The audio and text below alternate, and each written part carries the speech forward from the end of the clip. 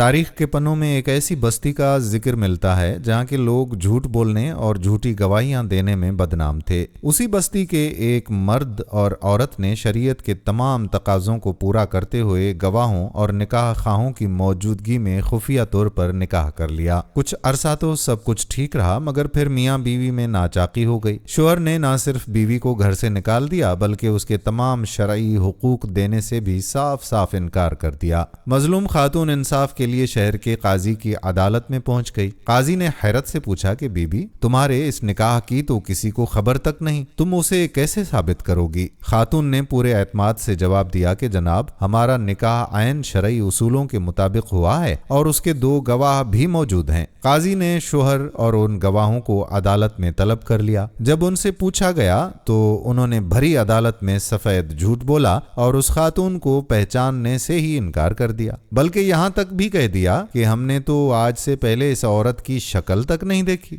قاضی صاحب ایک تجربہ کار انسان تھے۔ انہوں نے سب کے چہروں کو غور سے دیکھا اور بھانپ لیا کہ دال میں کچھ کالا ہے۔ انہوں نے خاتون سے ایک عجیب سوال کیا، پوچھا کہ کیا تمہارے شوہر کے گھر میں کتے موجود ہیں؟ خاتون نے جواب دیا کہ جی ہاں۔ قاضی نے پوچھا کہ کیا تم کتوں کی گواہی اور ان کے فیصلوں کو قبول کرو گی؟ خاتون نے فوراً کہا کہ جی قاضی صاحب، مجھے منظور ہے۔ قاضی نے حکم جاری کیا کہ اس خاتون کو اس شخص کے گھر لے جایا جائے۔ اگر وہاں موجود کتے اسے اجنبی سمجھ کر بھونکنے لگیں تو یہ عورت جھوٹی ہے اور اس کا دعویٰ غلط ہے، لیکن اگر وہ کتے اسے دیکھ کر پہچان لیں، خوشی کا اظہار کریں اور گھر کا فرد سمجھ کر اس کا استقبال کریں تو ثابت ہو جائے گا کہ یہ خاتون سچی ہے اور شوہر و گواہ سب جھوٹے ہیں۔ یہ حکم سنتے ہی شوہر اور گواہوں کے پیروں تلے سے زمین ہی نکل گئی۔ ان کے چہرے زرد پڑ گئے اور جسم کانپنے لگے، کیونکہ وہ جانتے تھے کہ انسان تو جھوٹ بول کر مکر کر سکتا ہے مگر جانور نمک حرامی نہیں کرتا۔ ان کی بدحواسی نے ثابت کر دیا کہ سچا کون ہے اور جھوٹا کون۔